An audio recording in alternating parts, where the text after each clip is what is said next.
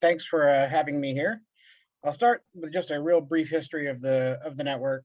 Um, in 2014, 2015, the city was looking at opening a business incubator. Ultimately, would become the Union River Center for Innovation, and they wanted to ensure that that had a high-speed connection, the best of the best. Um, so we looked for a grant. We ended up securing a grant from Northern Borders Regional Commission for $250,000.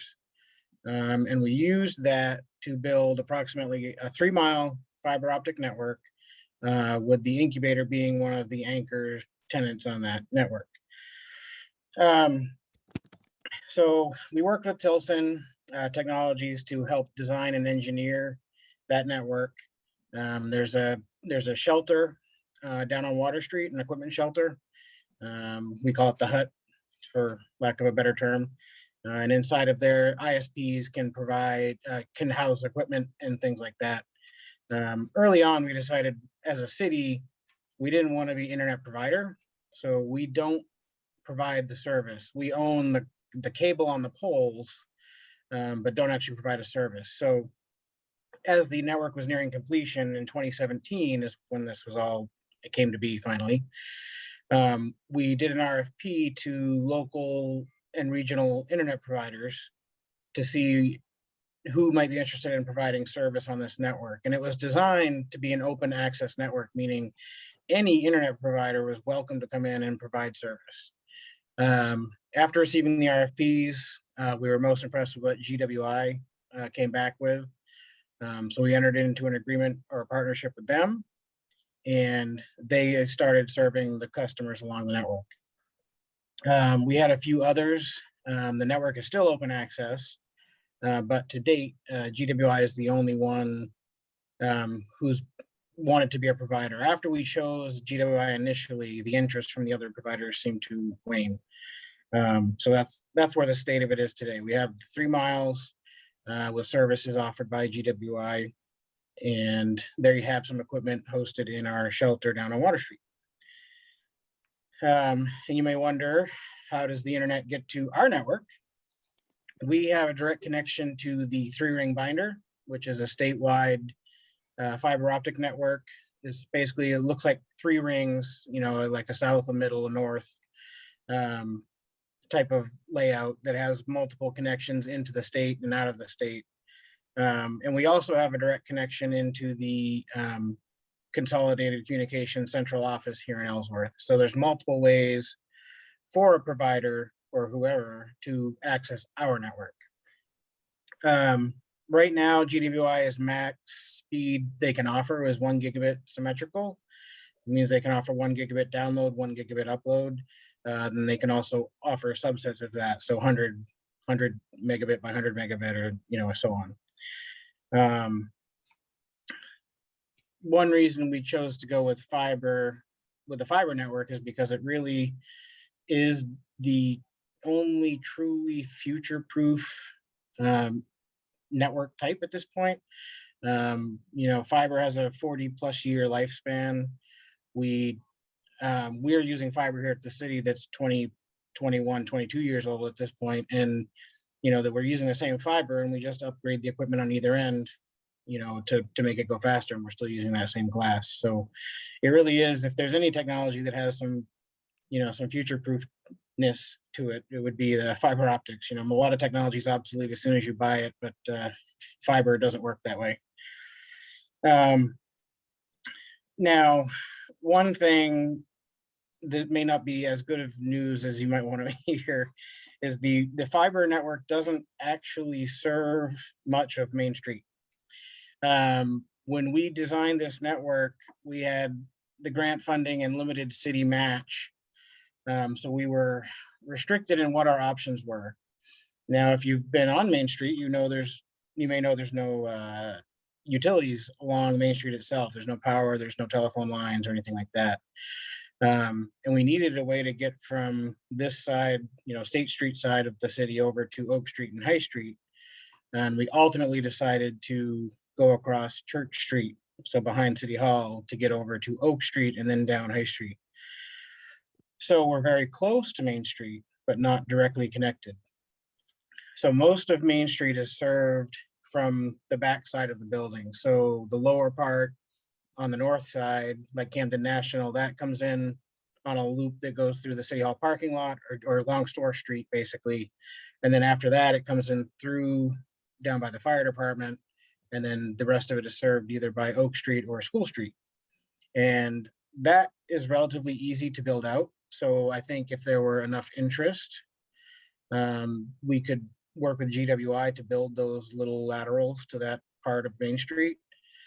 The south side of Main Street is a different story. Those are served from either Franklin Street, Hancock Street, or Spruce Street. So to get to those is a much bigger deal, meaning money wise. To connect them, we're probably looking at $15,000 or $20,000 just to get over there. So that might be a harder sell for someone like GWI without the city pitching in some kind of a match or somehow matching their investment in that.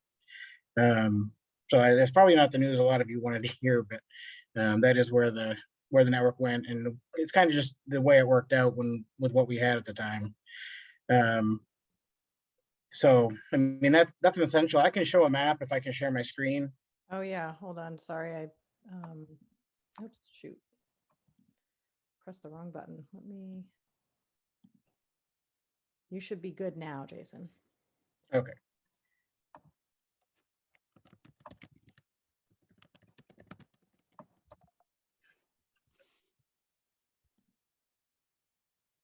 Can you see that? I actually haven't done this before, believe it or not. Yeah, can everybody see that enough? Okay, it looks like we're getting some nods, so it looks good. Okay. So this is a general overview of the network. It's kind of an upside down hook or J or something. So this here, if you can see my cursor, is where the incubator is by the Harper Park. Our equipment shelter is located here where the old wastewater plant was. And there's a pump station there now. And we continue down Water Street. We cross Main Street and we go up to City Hall, behind City Hall, across Church Street to Oak. And then we go the entire length of High Street down to the Beachland and Buttermilk Road. So that's currently where you can connect to the network with almost no effort, little effort. Any side street off of that, it's not impossible. It's just it's going to cost something to build a lateral to wherever you are, basically. And I know there was some question about pricing, and I can't really answer that either because that would be done on a case-by-case negotiating directly with GWI. I do know they offer residential service, 1 gigabit symmetrical for $75 per month. And they also can do, slower speeds than that at a less amount per month. So that really sums up the network. It's all I had on my notes that I wanted to share. I'd love to have some questions. I can share some thoughts about where the city might be looking to go in the future here. So I get whichever way you'd like me to go with that. Yeah, is it useful for everyone to have Jason keep this map up for us to continue to reference during the second part of the conversation, or do people feel that they want to see everybody's face? How to, and if anyone has a preference, please speak up. Happy to. I can also, Yeah. I'll just real quick show you the rest of this page. So Thank you. This is actually on our website, ellsworthmaine.gov/fiber. It shows you how to contact GWI. It kind of explains a little bit about the network, how it works. It explains it is an open access network.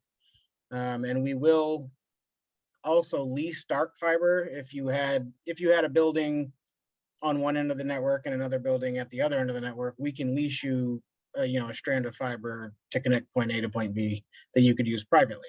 So there are other options if that's something that would work for someone.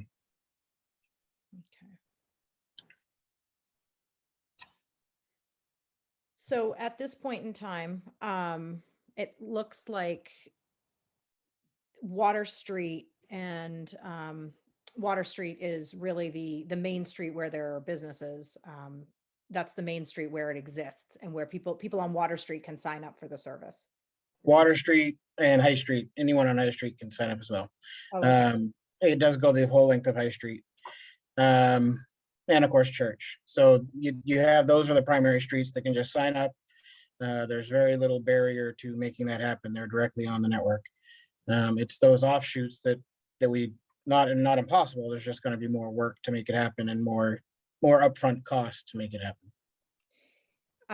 And is right now, is the city, and you may not have the answer to this, I will just state this, but one of my thoughts is, if indeed there was a collective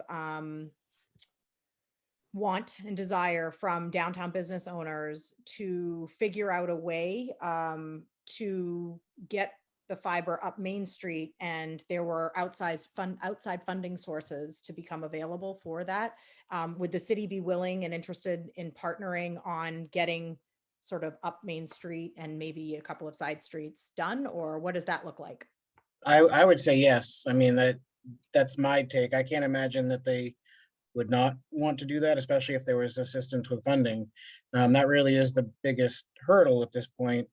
The network does not currently pay for itself, so it is being subsidized by tax dollars. So it's not like we're making a profit and setting money aside for future expansion. We're not able to make a profit at this point. So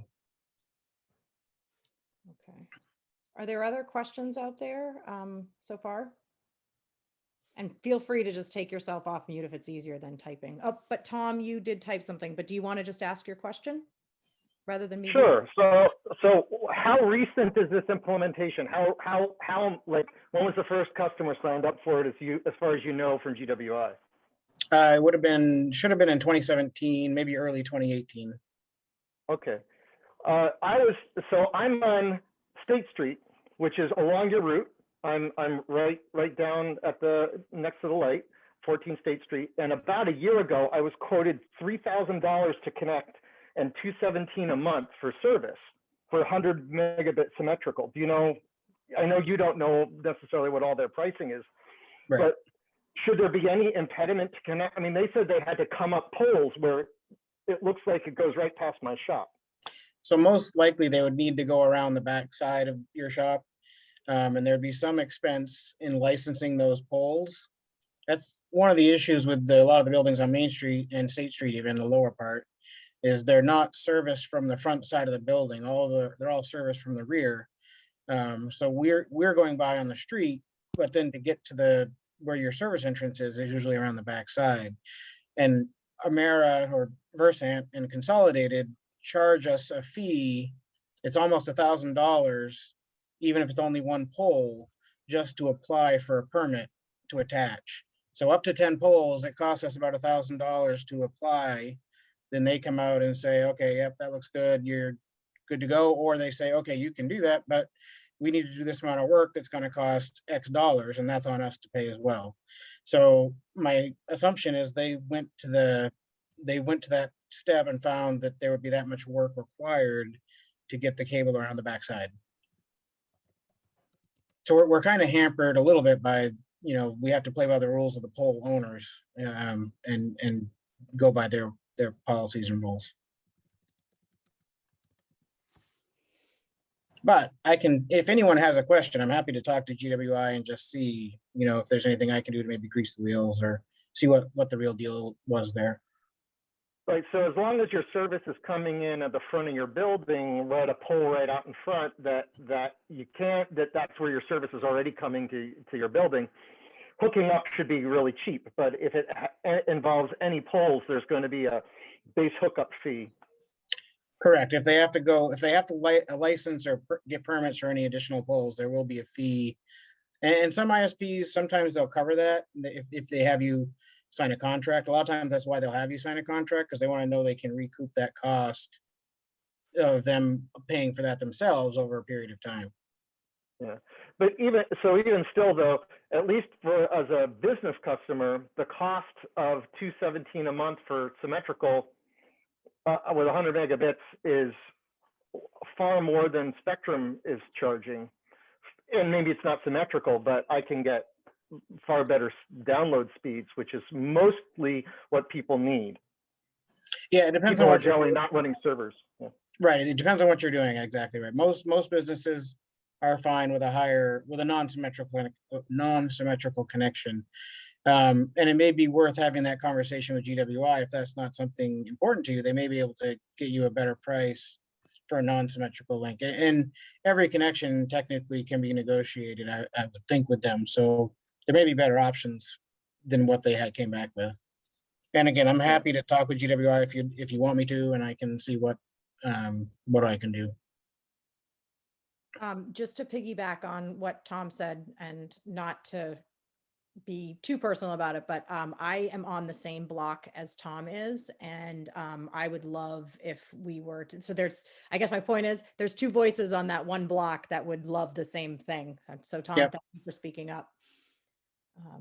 Yeah, and if there are other areas of the city, people who are on right now, if you are interested, and even if you just want to type in the chat, sort of the location of where you would like broadband, we can get that information to Jason and share the chat with him.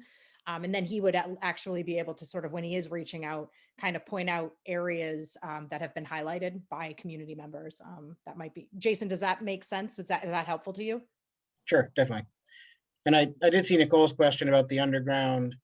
And the broadband does not go underground on Main Street. It's all serviced from the rear of each building, basically. So that's where it comes in, either on Franklin Street or Hancock Street or School Street or Store Street.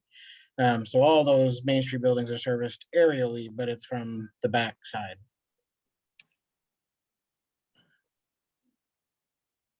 And on State's the same thing. It comes up State Street and then around the back. There's some poles that go down behind, like where you go to the library parking area, that would service that lower block there.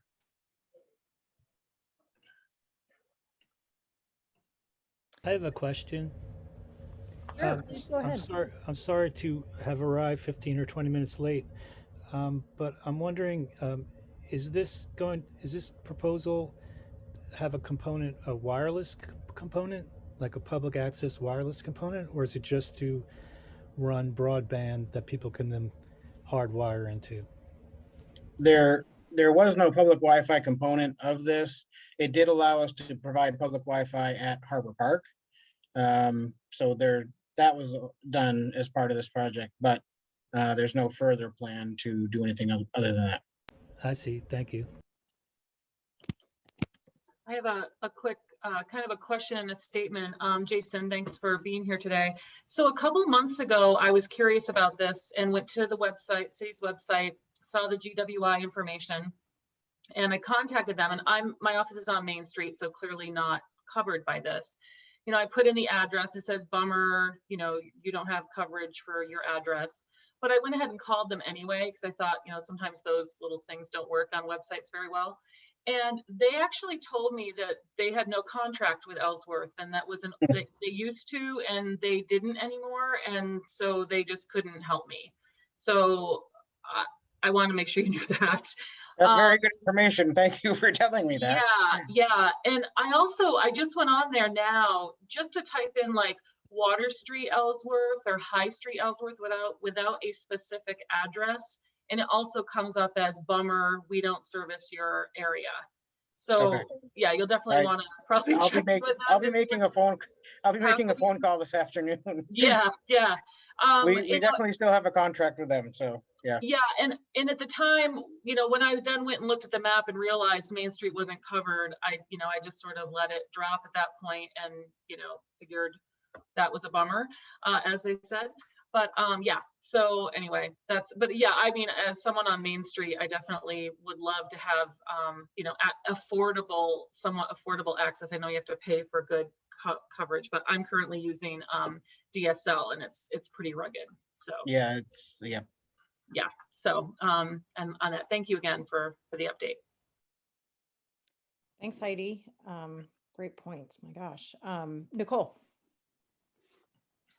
Thank you. A question I had that is maybe for the city, Jason, you might not be able to say yes or no, or for Heart of Ellsworth. It seems like if there's multiple businesses or residences along a short section that everyone should be able to pull together and share those expansion costs. And I wonder if that's something that the city or Heart of Ellsworth or some other group could facilitate, because I don't know that it's GWI's purview necessarily. It seems like the first customer just has to pay and then everyone else gets to piggyback along. But if it was being divided, that $3,000 was being divided by 8, it seems a lot more reasonable. So I don't know if that's something that the city's ever tried to help facilitate for a group of possible customers, but I think it would be good. We haven't, but I'd definitely be open to that. And the city can build our own laterals without GWI. We are licensed attachers. We do own the fiber now, so we could work with a group of businesses and extend it on our own, and then just then go to GWI just for the services. So that is an option. It might be good because you can access.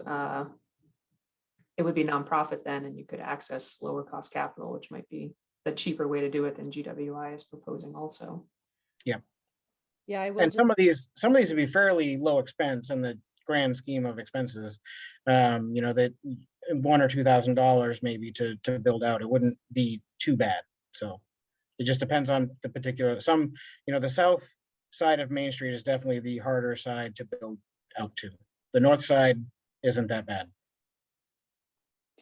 Yeah, I'll just speak to Nicole's point that Heart of Ellsworth has been tracking grant opportunities specifically for broadband, but we have not entered into actually writing any of them because we would need to have city partnership on making a strong grant application for this sort of project and for this sort of approach. So I will say that if the city is interested in partnering with us on that, that is definitely something that we would be interested in doing, because there are plenty of businesses that could not be here today. And by the showing of people who are on here, there is clearly a need. And so if we were able to help sort of forward the collection of capital to make a project like this happen, we would be happy to do what we can to make that happen. So I should share on the 15th the regular council meeting this month, we are going to go to the council to let them know that we would like to apply, send in our pre-application to Connect Being, so we can potentially apply for a planning grant that would initially cover. So we're looking to initially do a survey that would cover the unserved parts of town. So that right now we're looking at northern parts of town, Winkampaw Road, Nicklin Road, Green Lake areas. Those are the, Maryville Road and North Street. Those currently don't have anything but DSL. There's no spectrum, no cable. So we're targeting those areas, and we'd like to do a survey to see what the interest level is up there. If it would be feasible to, do a city-owned network up that way. We really need to know what our take rate would be, the number of people interested who would buy it, before we could decide whether we should bond something like that or whatnot. So anyway, we're looking to go to Connect Main for a planning grant to accomplish that part of it, the survey and the feasibility study. So that's coming along. And at this point, we haven't looked at Main Street, but potentially we could include that as part of that same application. And Jason, if you find out that Main Street can be included, Heart of Ellsworth is happy to write a letter of reference Sure. for that, and to sort of, show the need for it. We had Sonia, I just want to make sure. Sonia, do you want to say out loud I don't know where you are. Oh, Sure. oh, go ahead. It was just a perspective question. I was just curious if we know how many businesses or private residences are currently using this. Do you have an idea of what its use is right now? Not many. Residences are 0, and businesses, I would say less than 10. Mhm. The city is using it more than anyone else, honestly. We've used it to connect our traffic signals for the intelligent traffic signal system we've implemented. We use it for Harbor Park. We have a drop into Union River Center. I'm probably forgetting some others. We have a drop into City Hall to connect everything up. But yeah, I mean, as far as what GWI has done, they haven't marketed this very hard up here. And apparently they don't even think they have a relationship with us anymore. So we'll have to figure that out. Yeah, Tom Beal just reiterated same thing. He Googled his, or he searched inside GWI and he found the same thing. Bummer. We're sorry, fiber network. So that's another address, which Tom, where are you? You're 14 State Street. Okay.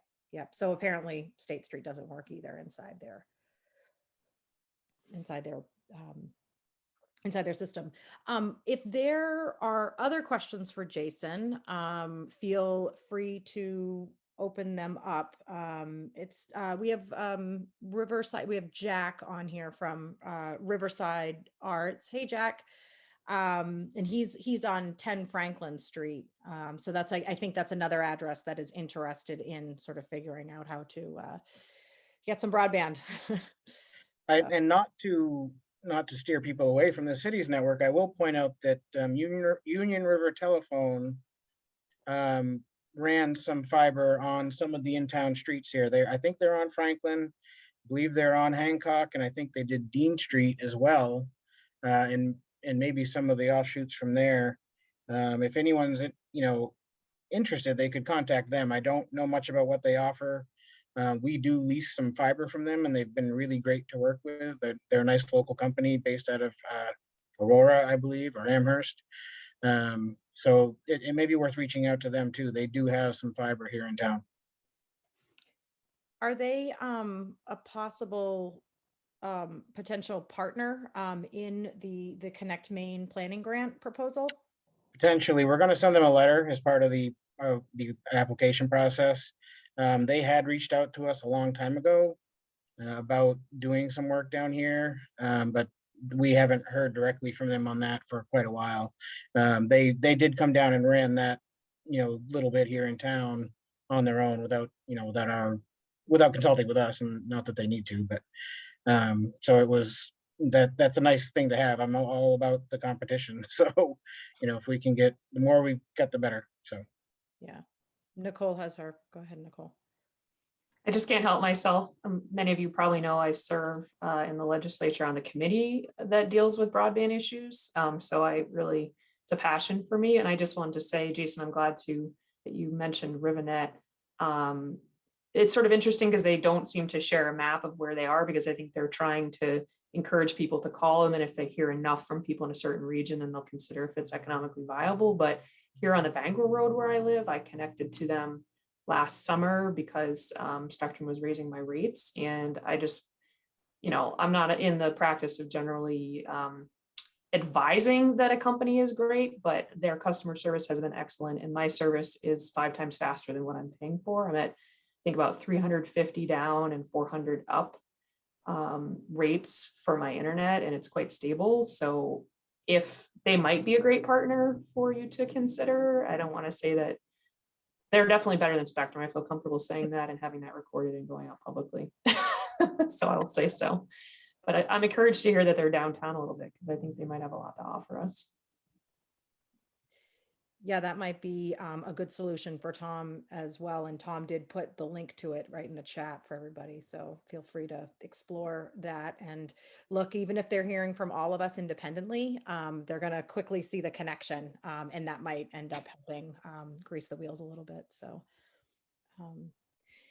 yeah, so I also just wanted to give Nicole some time. It's 12:35 now, so we have a little bit, about 25 minutes left, and I just wanted to give Nicole some time to sort of talk on the statewide level. But please, at any point in time, if you have questions, stick them in the chat, and you can still have questions for Jason and for Nicole. So go ahead, Nicole. Thanks. I didn't really prepare anything in particular, but if any of you don't know me, the state rep for Ellsworth and Trenton. And I just want to say, Jason, I'm very encouraged to hear the plan to try to proceed with a planning grant from Connect Maine. We work really hard to give the resources we can to Connect Maine so that they can help communities. And we're looking to increase the ability for them to do that, because right now it's sort of up to the community to approach Connect Maine and get some funding to do their own planning. But we really want to try to expand that, because not all communities have bandwidth, really, for lack of a better term, to do that on their own. But I'm really encouraged to hear that news, and I think that's really promising for Ellsworth. And we've seen that can really be, that planning process can really be the start of getting universal access to people in the community, which I know is important for people in Ellsworth. I do want to say that we are trying hard also to do things like limit the cost of pole attachments.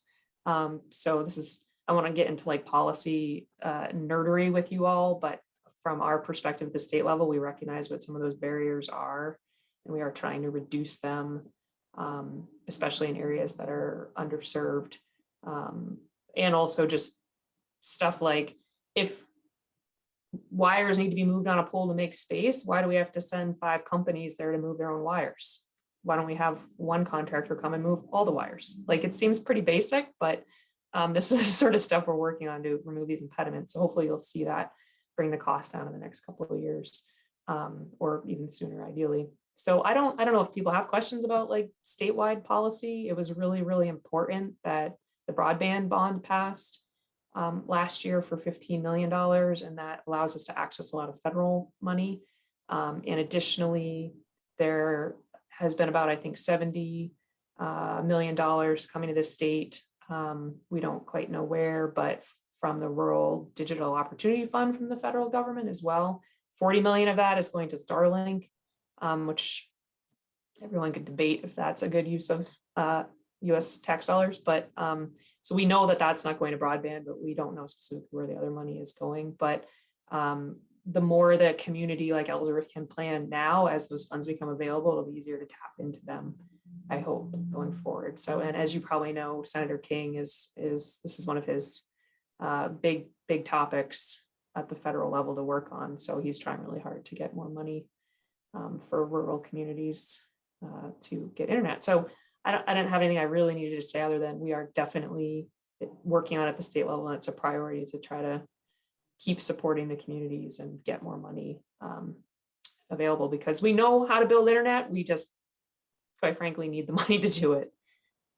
So if anyone has any questions, I'm happy to answer them, but we've got our foot on the gas pedal to the extent that we can. Yeah, in the Nicole, economic hardship time that we're in. Sorry, Nicole, I didn't mean to interrupt you. No, I'm good. I just wanted to state one thing that I forgot to say at the beginning. Chris Rector from Angus King's office, he sent me an email this morning sending his regrets. He's on vacation this week, so he couldn't attend, but he wanted us to know that he, wishes he could have been here, but especially at this one. So he is in the know, and I am going to send him this recording directly so he can watch it, and maybe we'll get some follow-up from him afterwards. But yeah, are there any questions on a statewide level for Nicole? If we get another bond out, please vote for it.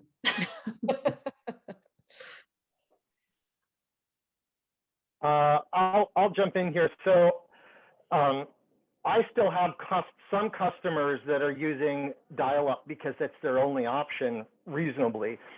Satellite's far too expensive. But I even have an employee who lives in North Blue Hill who can't get DSL service, even though there's DSL service in the area, because there aren't any free ports on their little local hub. And of course, it takes in another investment from, I guess, Consolidated to offer more ports on in their little box, in their little hub box there. And just if they're at 24 ports and there's one more customer, they have to add a whole other 24 ports to make that, to add that one customer, and apparently they don't want to do it. So it's good to know. I'm really glad to get what's going on downtown and have wonderful things happen and connect up to fiber. But I definitely know I've got customers who have to deal with either a cellular connection or a satellite connection and bandwidth caps and all of that. So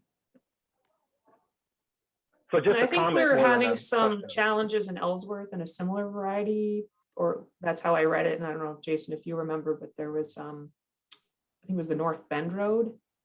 They were having some issues. And I also know that Consolidated made a recent announcement, and I haven't gone back to check the geographic specificity of it, but that they are investing a significant amount of money to build over a lot of their copper with fiber.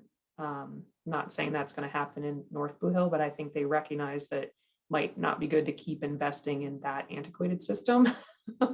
So maybe not putting an extra port in and waiting a year and rebuilding it with fiber would be better, although it's frustrating for your employee at this time. But it seems that they're moving away from copper. And Jason, I don't know if you've been following that or if anyone else here has been anymore, but I haven't heard much about that, honestly, but it's about time, I guess I'll say that. welcome to the 21st century, consolidated. I just want you all to feel sad for me that I'm zooming with 6 to 7 upload or download from my DSL. It's brutal. When I heard your numbers, Nicole, I'm pretty jealous. I'm sorry. I was pretty Oh, excited man. though. And I'm my paying upload is under $60 a 1. month. That's Yeah. it. And I'm probably paying that or more for this abysmal, but it's all I've got. So I'll take it. But yeah, it's kind of brutal. Ask Cara when I'll start jumbling up on our calls. Yeah. Well, it's hard. I'm really, really glad though to know about RiverNet because I'm thinking possibly that could be a little bit of a solution or to kind of limp along until something better happens because we have Spectrum in our building and there's a lot of everybody on there. There's like, I think there's 7 different situations where people are either living or working underneath one roof and we're all using the same system and it's painfully slow. So A nice little factoid about Union River Telephone, RiverNet. Their network is 100% fiber, and they provide services in Otis, Amherst, Aurora, Great Pond, and Beddington. And there are people who have camps in Beddington that have fiber optic service. So they're a great little company. They've done an amazing thing, and it's pretty cool. wow. I see the truck every once in a while in downtown, but I thought it was the telephone museum. Oh yeah. I guess I haven't been paying attention too much. Are there any other questions? Feel free. I mean, there's a small enough group here. Just feel free to take yourself off mute and introduce yourself or make a comment, ask a question, anything. I mean, it's a really small group today, so which is great sometimes.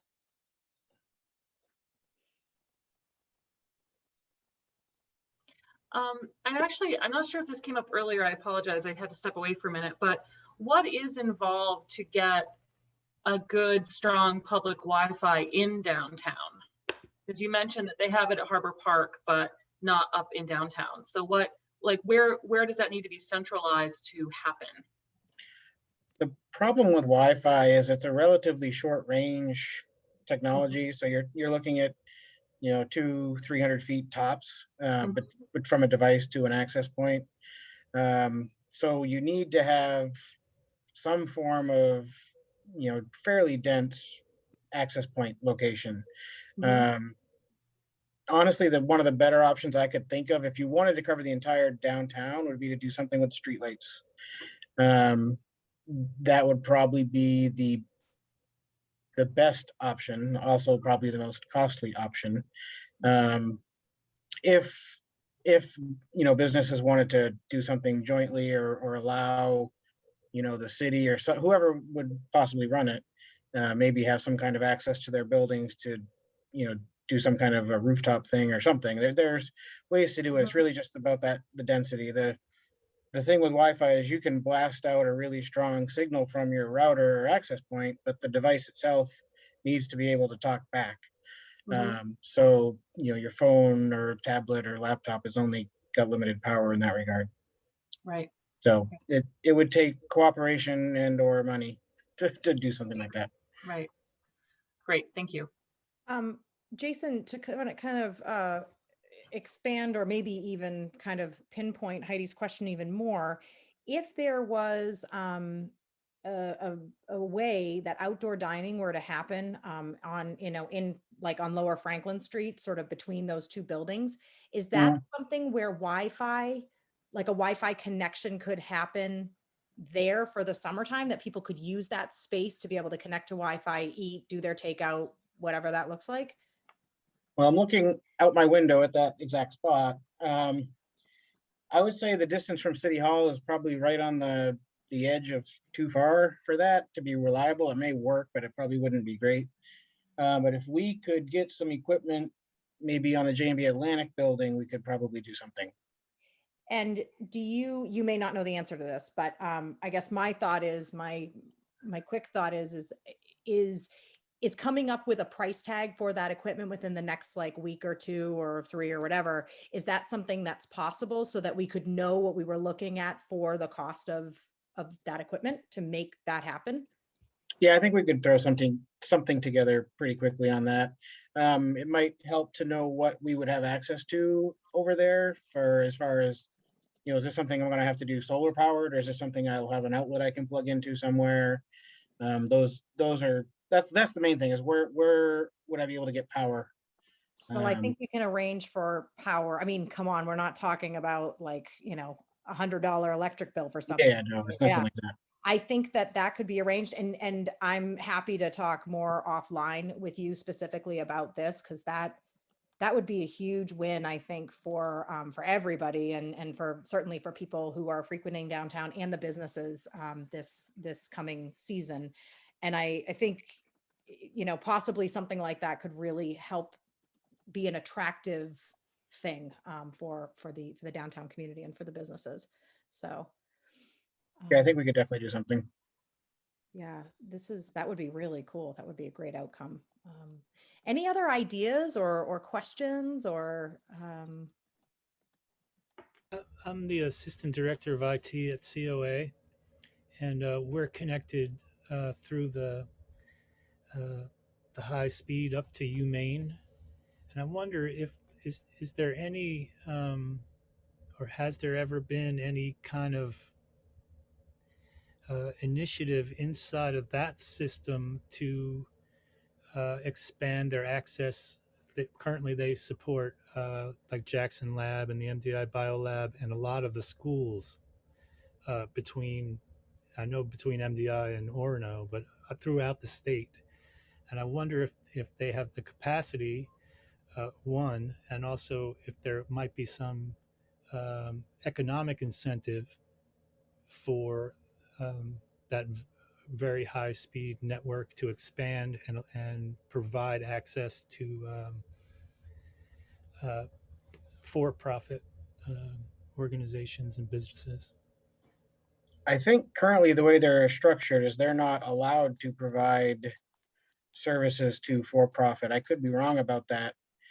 We get our service from them as well, and I know Hancock County does, and so does the library. They have equipment here in the basement of City Hall. And one thing I didn't actually mention was when we built the network, part of it actually is overlashed to network main fiber, which is a fancy way of saying we attached our fiber to their fiber because it was already there. In exchange, we housed some equipment of theirs in our shelter. So we didn't have to pay for that. It was kind of a, you let me do this, so I'll do that. Yeah. So we have a pretty close relationship with Network Maine right now.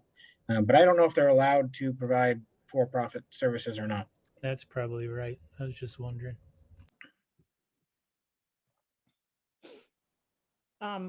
Lori, maybe Jason, you could just sort of reiterate.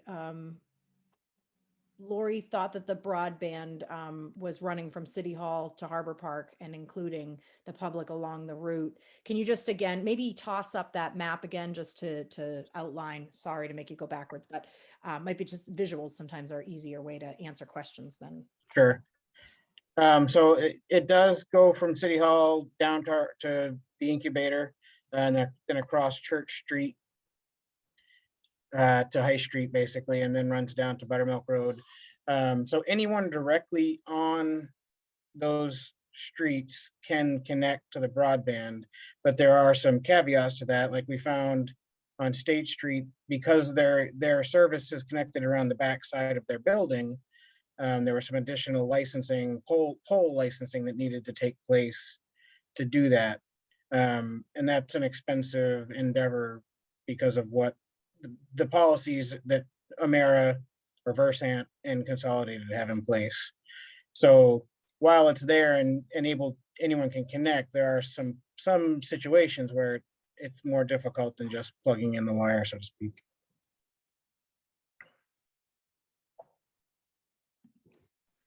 So it looks like I'm like right there.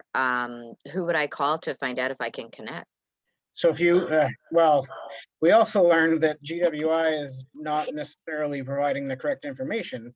But if you go to ellsworthmaine.gov/fiber, the contact information for GWI is right there.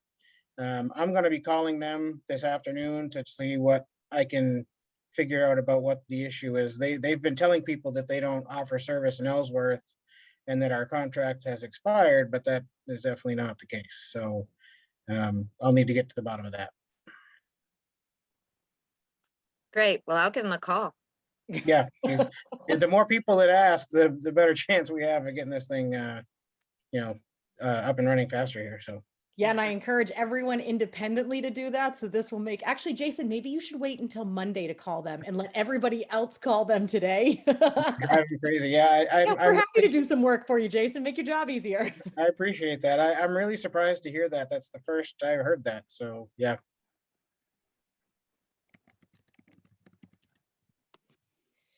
Well, if there are there other questions? Has everybody been able to navigate to the page? Actually, Jason, can you stick that link, the direct link, in the chat to that page? Oh, yeah. That might just make it easier for people to navigate the city website, and then everybody will have that. Great.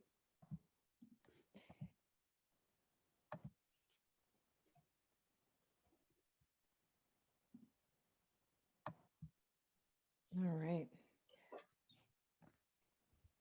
Well, in the interest of time, it is 12:54. Just want to put out there again, are there any other sort of, community or business announcements that anything anyone wants to share, or questions? And if we have some, that's great. And if we don't, then we can always end early, which I am a huge fan of that. I wanted to share that, in case you missed it, which is reasonable because it only happened at 11 a.m. this morning, the governor has released a new Moving Maine Forward plan. I just put the link in the chat. It has a lot of information that's really important for the businesses. Specifically, we're going to go to % capacity limits as opposed to hard number capacity limits, starting March 26th. And if you go and I don't know how many of you are actually affected by that, but get the word out. I texted John Stein already that they'll be able to open March 26th if they want to at Fogtown. So that's exciting news for our downtown. There are some things about capacity limits, and also they are immediately adding Massachusetts, Connecticut, and Rhode Island to a list of states that can travel here without testing or quarantining. Moving forward, they're going to be shifting to all states are exempt unless the CDC determines that there are challenges happening with their numbers. So it'll be sort of the flip of what we've been having.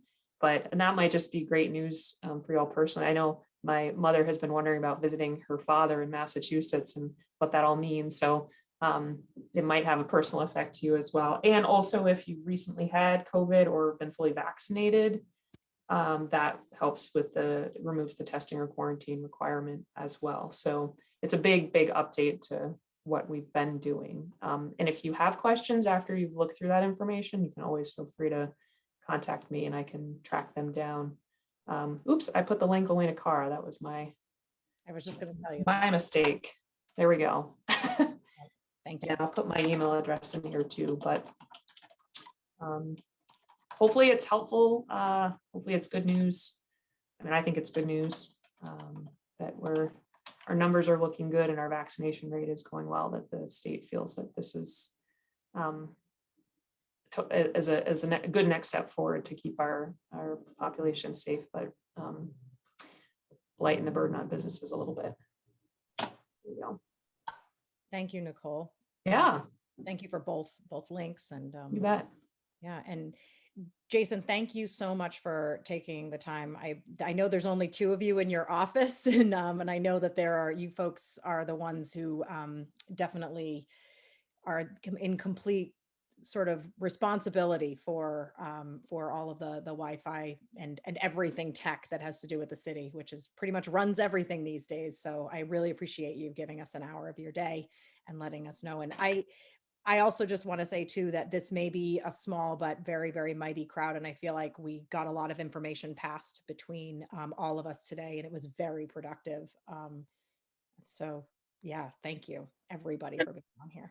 I would just encourage you all to reach out to city council with your thoughts on broadband and all that, because, as we move forward with, the potential to expand, I think they're going to need to know what people want. So I think the more people they hear from, the better. Yeah, and actually, Jason, during the planning grant, let's assume for a second that the planning grant is realized. I'm sure that a big part of that planning will be community engagement and community outreach. Yeah. So that It's might, a, yep. it's a requirement of the grant. So yes, definitely. Yep. So that might be a great time for, for us to be a conduit of directing traffic to the city and trying to get people to interface that way, in addition to sharing posts and opportunities for people to be a part of it. So, yeah. Yep. Excellent. Thanks. Yeah, no, this is great. All right.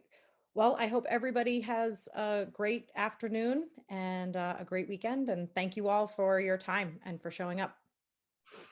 Thank Thank you. you. Thanks, Jason. Take Thank care, you. everybody.